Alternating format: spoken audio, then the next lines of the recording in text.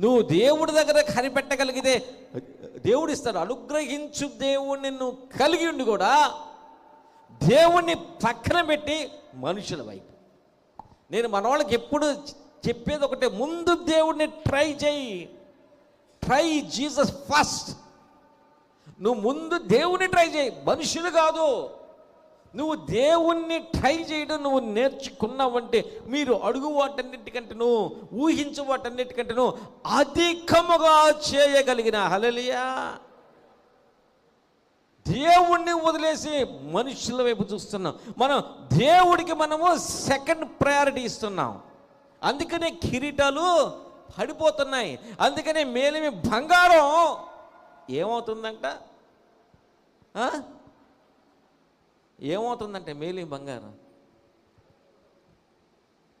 చెప్పండి. దాస